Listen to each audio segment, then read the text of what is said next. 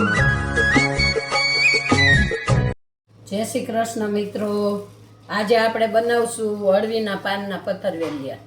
તો પહેલાં ધોઈ લેશું. આ રીતે આપણે એના બધા એક એક કરીને નસોડા કાઢી લેશું, પછી ધોઈ અને સાફ કરીને બનાવશું. આ રીતે આપણે બધા નસોડા કાઢી લીધા છે અને ધોઈ નાખવાના છે પાણીમાં એકદમ સરસ. થોડીક વાર આમાં નીતરવા મૂકી દેવું, 5 મિનિટ બસ. પહેલાં આપણે પાણી નાખી દઈશું, પછી નિમક નાખી દેશું સ્વાદ અનુસાર, થોડીક હળદર, હિંગ, 1 ચમચી હિંગ,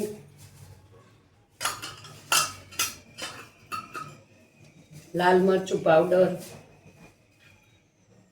ધાણા જીરું પાવડર, ખાંડ, લીંબુનો રસ, 2 લીંબુ નાખ્યા, પછી આ મીઠા સોડા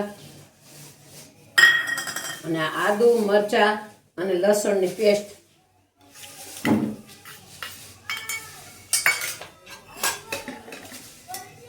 અને 1/2 ચમચી ગરમ મસાલો. આપણે જોઈતા પૂરતો છે ને ચણાનો લોટ જેટલું પાણીમાં જોઈએ એટલું, પછી આ મિક્સ કરી લેવાનું.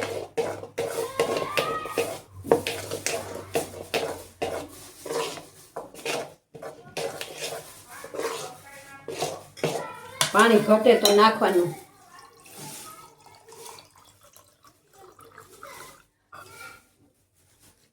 જાડું નહીં પાતળું નહીં એવું બેટર બનાવી દેવાનું.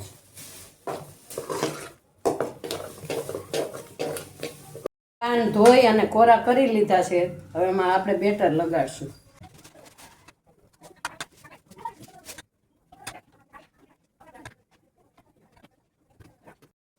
આ રીતે ચોપડીને આપણે ભૂંગળી વાળી લેવાની છે આ રીતે. અને આ ઢોકળીયામાં આપણે પાણી મૂકી દીધું છે. આ રીતે આપણે બાફા મૂકી દેવાના. જો આપણે આ રીતે જોઈ લેવાના, બફાઈ ગયા છે. અને 10-15 મિનિટ ઠરવા દઈશું, પછી આપણે પીસ પાડશું.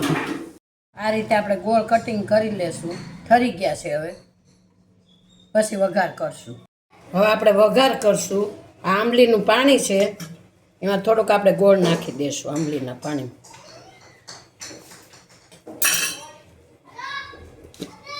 થોડુંક નિમક નાખશું. આપણે મિક્સ કરી લેવું આ ગોળનું પાણી અને આંબલીનું પાણી વઘાર માટે. ઉપરથી નાખશું. હવે વઘારવા માટે તેલ મૂકી દઈશું. પહેલાં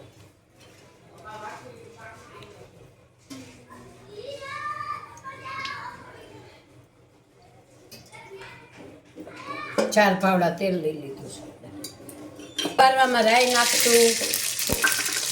રાઈ થોડી તળિયાથી નાખવાની છે અને જીરું નાખશું. રાઈ જીરું તળિયાતું નાખવાનું છે થોડું.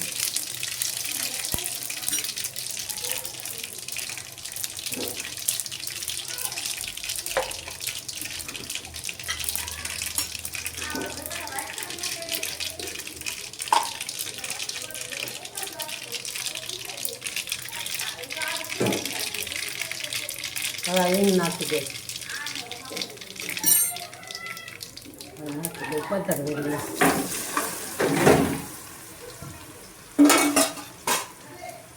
અને આંબલીનું પાણી કર્યું છે ને એ નાખી દેવાનું છે આપણે ગોળમાં.